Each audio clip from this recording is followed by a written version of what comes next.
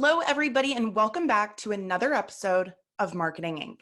I'm Allie Bloyd, and today we are going to be talking about how you can create a social marketing system for your local business or your local marketing agency.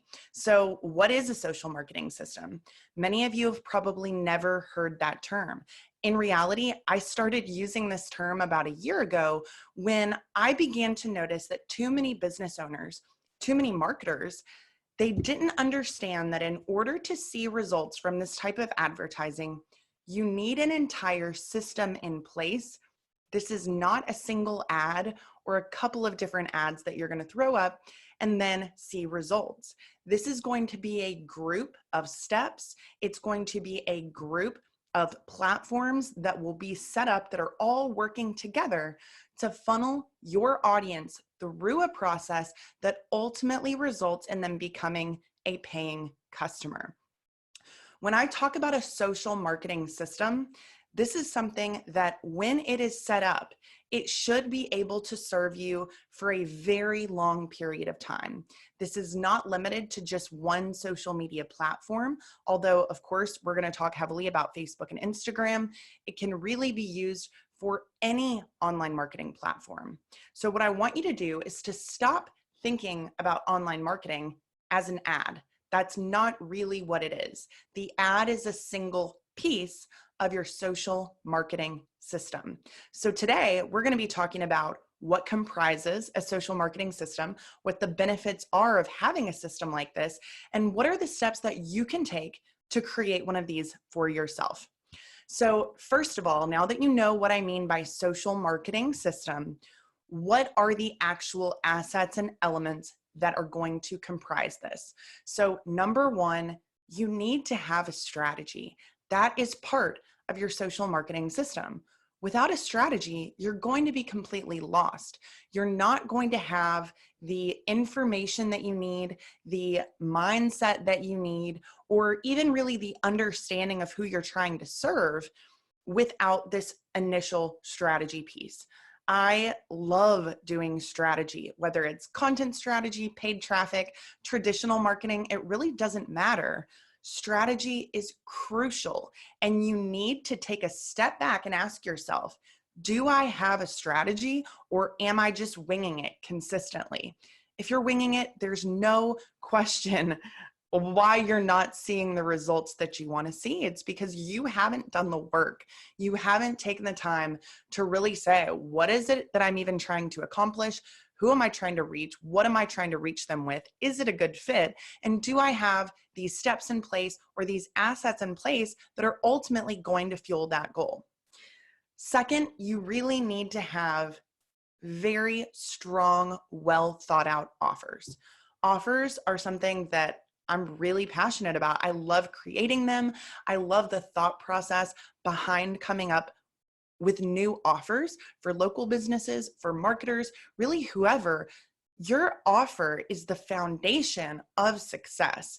Without an offer, no one's going to care about what you have. You've got to be crystal clear in terms of what it is you're selling, but really how it is packaged, what it includes, why it's included, and ultimately it's got to be something that your audience really wants, but it also needs to be something that fuels your financial and business goals. It should be something that plays to your strengths. We're definitely going to have episodes that are directly focused on offers, but this is such a major part of marketing success. And I would say that 9 times out of 10, none of my clients or my students ever have an offer before we begin working together. They may think they do. Sometimes they don't think that they do. I actually only have one client right now. He's one of the first clients I've ever had that is really strong in the offer creation department. He already had great offers. I did not have to come up with a single offer for him. I literally looked at what he was already doing and identified which offers I thought would be the best to focus on. So if you don't have an offer, you're not alone, but realize that it really shouldn't stand any longer. You should make this a priority, and you should make this a priority today. So we've got strategy, we've got offer. Well, what's next? I would say that optimizing your social media profiles is going to be the next step. That could be your Facebook business page, your Facebook personal profile, your Instagram profile, whether that's for personal or business. It could be your YouTube channel. It could be your Twitter account. Whatever social media platforms you're on, odds are you haven't really spent a lot of time identifying what you could improve on those, how you can be more clear and concise about who you help and how you help them, the call to action and the next step that you want them to take, sending them to the right place in order to take that step, really getting crystal clear on your branding, making sure that all of your profiles are cohesive. They have the same look and feel. Someone could go across all platforms and they should know that this is you, this is your business. Organic social profiles honestly don't get a ton of attention, but they're a very important piece in maximizing your advertising. Because when you are marketing on social media platforms, you will naturally get more traffic to those profiles. Just because you have an ad, it doesn't mean that someone just clicks on the ad or goes to your landing page. They often will click on your name, go to your profile, take a look at you as a business before they decide if they want to convert. Having a great cover photo, having a call to action that's linkable in that cover photo, having a really clear profile picture in terms of your logo or a photo of yourself. If you want to build any type of personal brand, and it doesn't matter if you're a local business or an online business, personal branding is so important. I recommend a great photo of the owner or you, if that's who you are. Sometimes the logo is fine, but if you can have a person representing the business, I always think that that's ideal. The next step is creating that content plan. So your content plan and your strategy are totally different.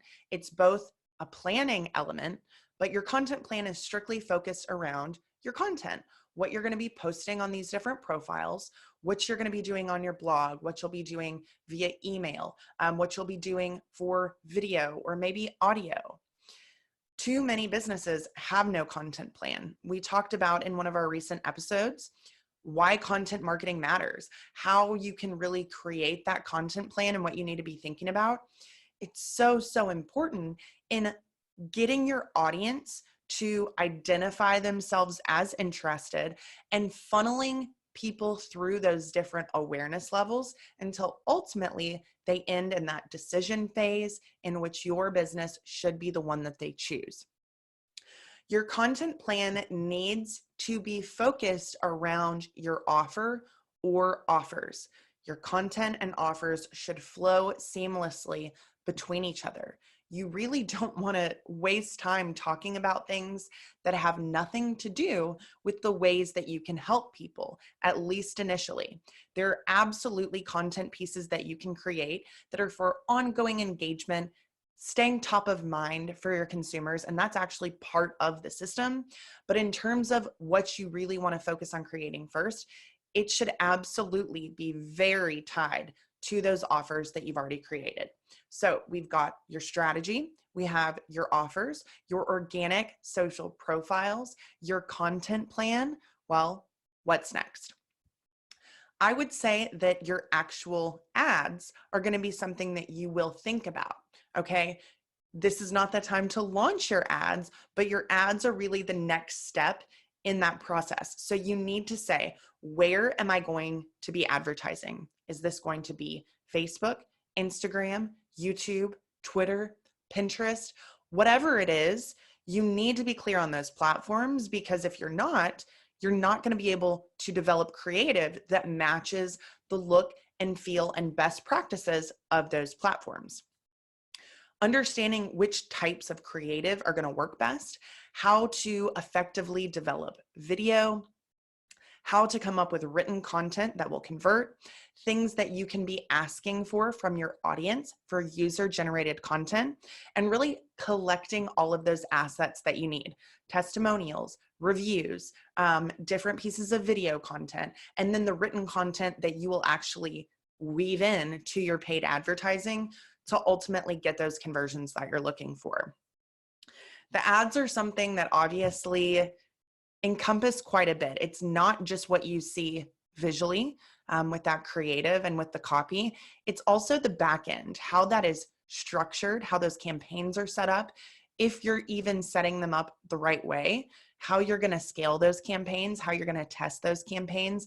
So lots of fine details that go into that, but that really is the next thing that you're going to take into account.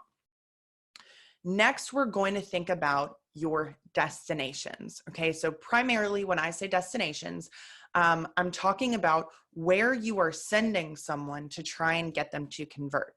So your destination is typically going to be either a funnel or a landing page.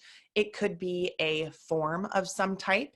It could be a messenger automation or lead generation flow. So there's several different ways that you can collect leads or places that you can send leads, and ultimately those assets have to be developed. I highly recommend testing your destinations. One destination does not always work the best for every business, every industry, and in every market. We always do testing between those three things, and it's really interesting to see which ones perform best in which markets. Creating those three different types of assets can seem overwhelming to certain people, but there are absolutely different templates or examples that you can utilize to create those a little bit faster. However, they need to be created. You can't expect someone to convert if they don't have the information or the format that is conducive to them converting. You've got to put the effort in if you want to convince someone essentially to work with your business. If you're not willing to put the effort in, why should they care? Why would they think that you're going to put the effort in as a business they're working with if you're not even willing to do it for your marketing and your customer acquisition, which is the single most important piece of your business in most cases? You've got to have a great product and service, obviously, but if you don't have a way to bring in new customers, if no one ever knows about it, how valuable is that business? I would venture to say not valuable at all, because you have to have customers to actually have a profitable business. So once you've created those destinations, there really needs to be a next step from that destination. For most of my clients and students, it's going to be setting up a call or scheduling an in-person appointment or consultation. Sometimes it is a little bit more long-term. This could be some type of giveaway. This could be a lead magnet, which ultimately still fuels those same goals. But you really need to think, what is the next step? Once somebody gives me their information, what happens next? I would really encourage you to not stop there. Okay, I've been at this a long time, so I've really tried and tested so much, and I've seen the way that businesses respond to these things. If you simply collect the information with no next step, a couple of things are probably going to happen. So first of all, you are not going to be very aggressive in following up with those leads.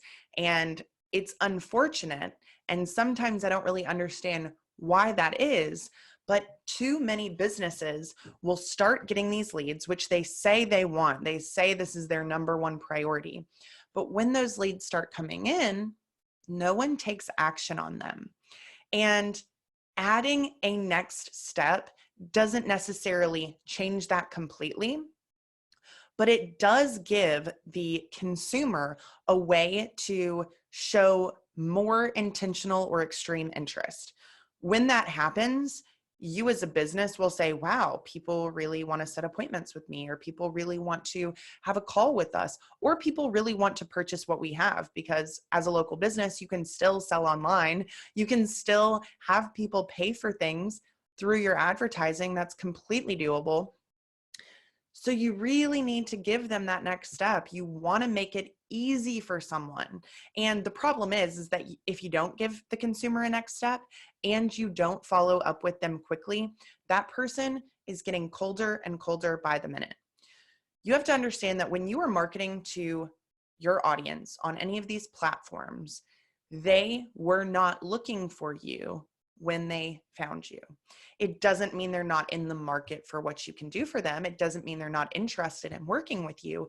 It means that they were not actively looking for you when that conversion happened. So that's a great thing in a lot of ways, because you're able to reach a much larger segment of the market than you would be able to if you relied on something like search marketing alone. Only about 3% of any audience in any industry or market is ever actively looking for what you have. Then there's about another 15% that are still passively looking, or they're in the market, but they have not started that process of seeking out help for it. Those people are going to be on social media. The people who are actively looking, they're also going to be on social media. But when they convert, they weren't looking for you. So believing that you are at the top of their priority list is completely misguided. You have to realize that as a business owner, you've got to work a little bit for the sale. This isn't something where sales are going to consistently fall into your lap without you putting in the effort that it takes to make that happen. So go ahead, understand what that next step is, which really should be already decided in your initial strategy. And then you want to create the assets that will guide them towards that next step. So maybe it's your checkout page and the actual process of someone purchasing something from you online. A lot of times it's going to be a booking system, allowing someone to either request a call right away, potentially connecting your business and the consumer immediately, or they're going to request that consultation or schedule a call with you to go ahead and get started with that next step. In doing that, if you do it the right way, you should see anywhere between 30 and 50% of people self-booking or taking that next step. The goal should always be to optimize that step most aggressively, in my opinion, because those people tend to be the most qualified. That's just the way it works. But that does not mean that the people who do not self-book or take that next step are not qualified. Maybe it just means that they were busy or distracted and they didn't realize there was a next step. Maybe it means that they were pretty flexible and they didn't feel like they needed to schedule a call because they were ready whenever you were going to call them. Too many people assume that those leads are not worth their time if they have this system. So it's a good and a bad thing. However, those are the same people that would have disregarded any leads that came in anyway, because if you didn't have this system, everyone would have been a lead that didn't take the next step. You've got to see everyone who signs up for your offer as somebody who wants to potentially work with you, but it doesn't mean they automatically are going to. There is still a sales process that has to take place. The sales process is that next step in our social marketing system. Marketing and sales go hand in hand. Online companies, for them, it's really the same.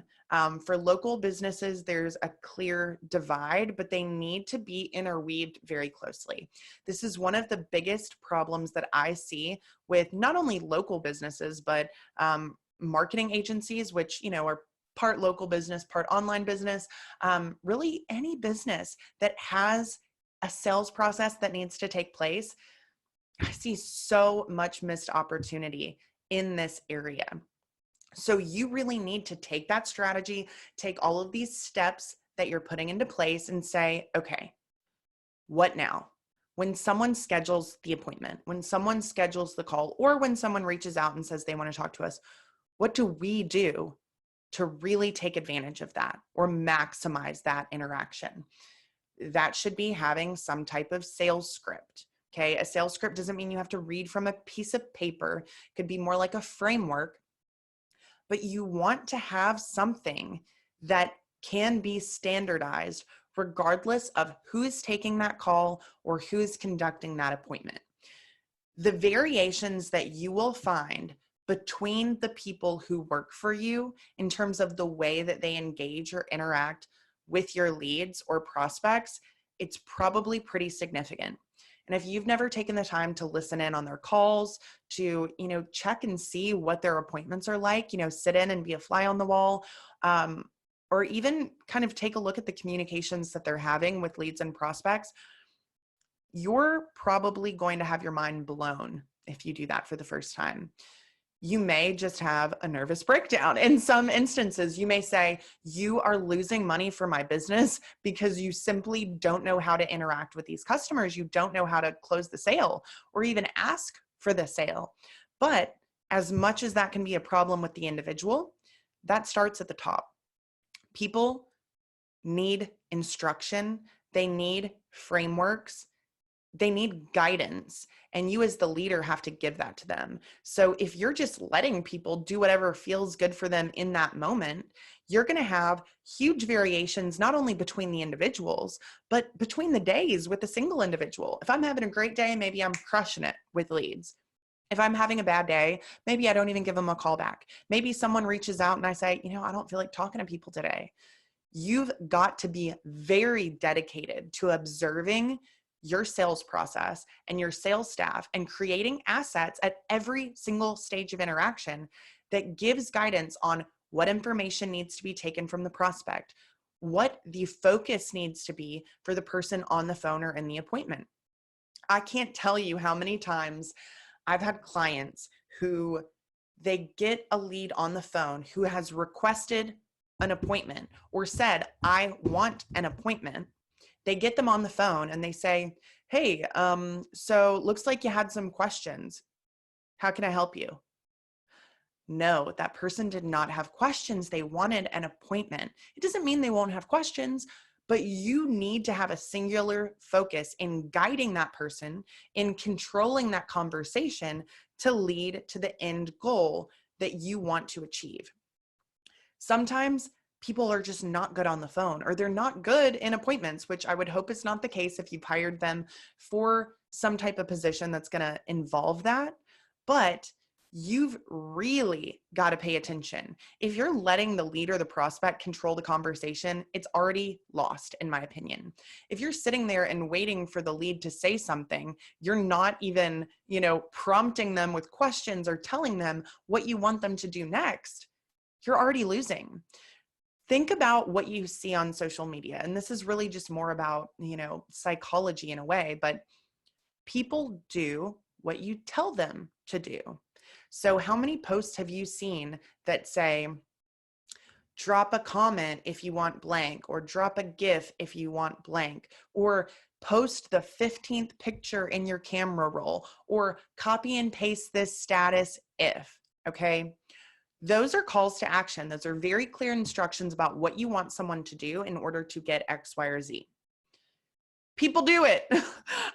People do it in mass quantities. I've used those strategies personally. I use them in advertising, and it's because they work. If you tell people what you want from them, you are so much more likely to get it. If you just leave it up to someone, they're just going to keep going. They're just going to keep living their daily life. But if you tell them, great, I'm so happy to get you on the phone. I see you're interested in setting up a consultation with our team. What's the best day and time for you? You go directly for what you want. If they say, well, I had a couple questions, that's awesome. We will absolutely answer all of your questions at the consultation. Is it better for you during morning or evening? So you just continue to circle back around to your ultimate goal. There's so many different things in the sales process that you really need to be paying attention to, but that is a huge piece of your social marketing system if you want to be financially successful, which should be your only goal. If you do not have this piece, you could have the best advertising in the world and you will see minimum return on investment. Again, it's something that we've seen with our own clients at times, unfortunately.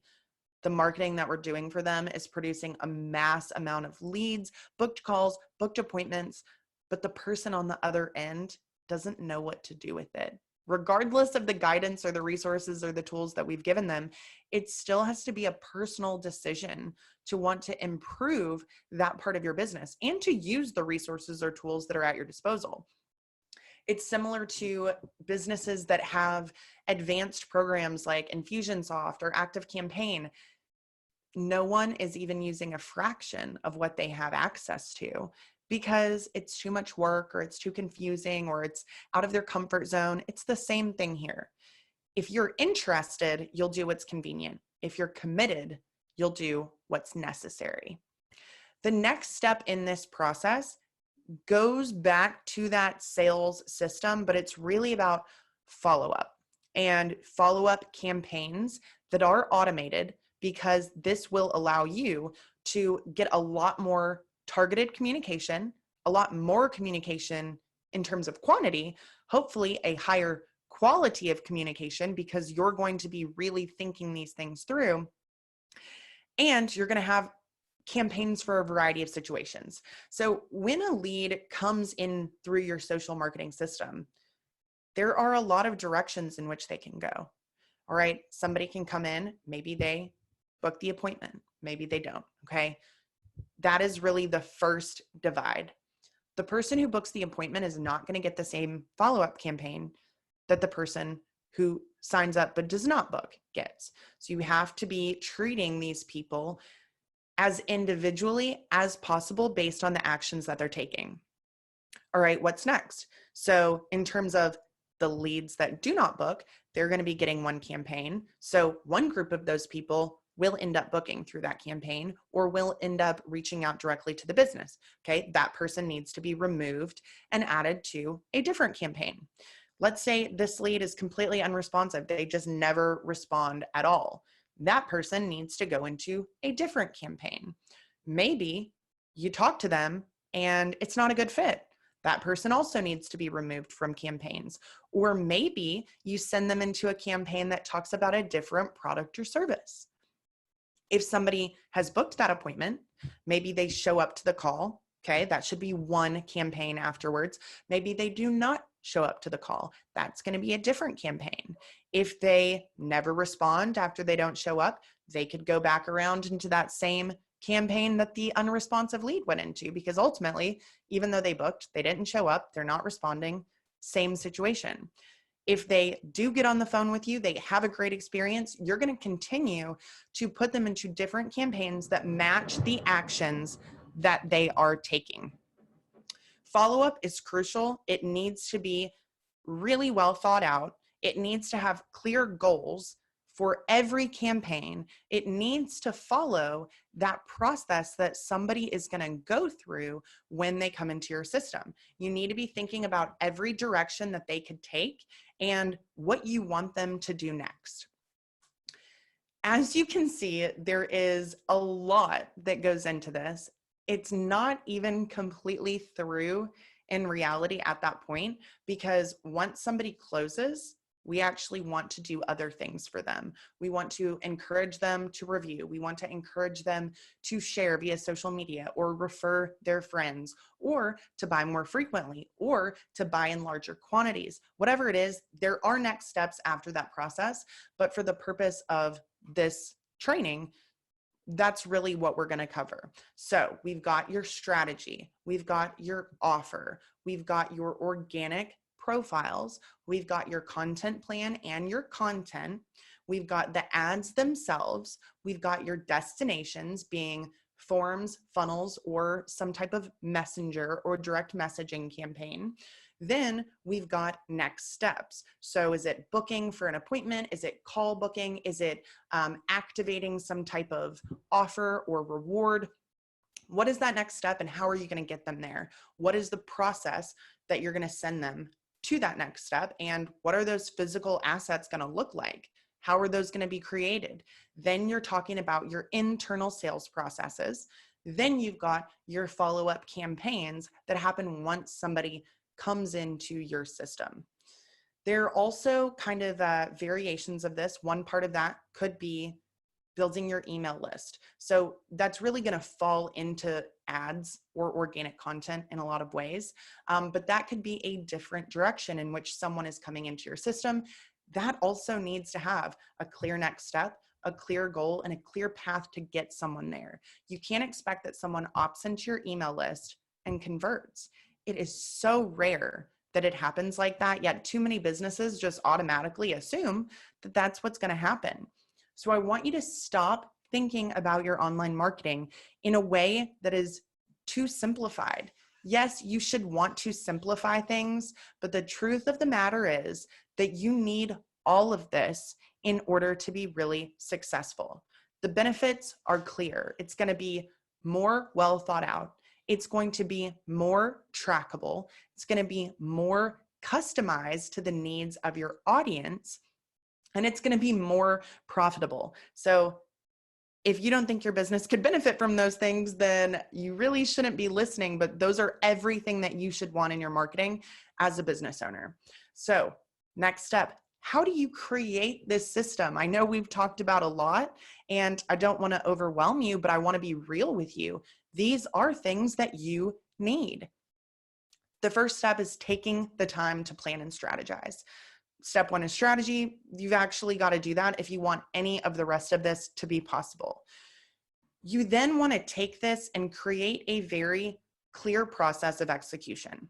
So for us, we do all of these things in my local marketing mastery program. That's what this program is designed to do, to help you create or optimize all of these different assets. So some of our students, they already have certain pieces of this, but they are either not set up correctly, not completely set up, or they're not working together as a whole. So we help them create this entire social marketing system. We want to map out very clearly which assets will be created when. So having this plan that's based on time, where you have very clear deliverables of what you want to accomplish. If you have a plan, that is the best way to execute any plan, is to then add dates and deadlines to that plan. You also want to set individual tasks for each of these pieces. That's something else that we offer in this program. I have a student program tracker. So it does break down every single one of these assets, when we're going to cover it, and then those individual tasks or steps that need to be taken for each one. So we've started with this big picture, then we've broken it down to individual assets or steps that need to be addressed or created or redone. Then we've broken those individual steps into a list of tasks or deliverables that need to be created. Then you're simply going to start working through that plan. I suggest that you start with the foundational pieces first. So if you are not very experienced in marketing, you really need to understand the foundations of advertising on the platforms that you're choosing to advertise on. You have to make sure that those best practices, those do's and don'ts in terms of the technology and how to set up those ads, you really need to understand that first and foremost. Then you really need to focus on great copywriting strategies. What is copy that converts? How am I going to do that? Because writing or copy is such a huge part of all of this. You're going to have writing on your profiles. You're going to have writing in your content. You're going to have to be able to write out your offers and clearly describe them. Your ads are going to have writing. Your landing pages and funnels and forms and messenger, it's going to have writing. Your sales process is going to have a lot of written content. Your follow-up plans and your next steps, those are all going to focus around written content. So understanding the core of great copywriting is so critical. You also want to do the same for creative. If you don't know what type of creative converts well, especially on individual platforms, you're going to have a hard time coming up with something that does work. There are do's and don'ts of every platform, and then there's also some universal truths that you can rely on. So getting those foundational pieces set up is crucial. You also need to understand your buyer personas or your avatars. That is huge. It should be done in your strategy, but you've got to make sure that you actually have those things down pat. Then you're just going to start executing one asset at a time. That process that I just detailed is the exact process that we use in local marketing mastery, and it's because it works. Does that mean that everyone follows the plan perfectly? No. You can't expect everyone to, but it does give them a much higher probability of success, but it also gives them just a clear step checklist that they can look at and say, okay, this is what I've done, this is what I haven't done, this is what I'm missing. The other cool thing that we do is actually provide templates, assets, and resources for every single one of these steps. So you don't have to start from scratch. You're usually starting from about 50%. And then you're going to go in and you're going to edit these things to work for your goals, your business, your offer, your audience. So if you guys do not have a social marketing system, this is the time that I want to encourage you to really reevaluate what you're doing. And if you've actually put in the work that's necessary to deserve to see great financial returns from your online marketing. It could be that you just need to outsource this, that you are never going to be able to do it yourself, at least in your own opinion, in terms of time potentially.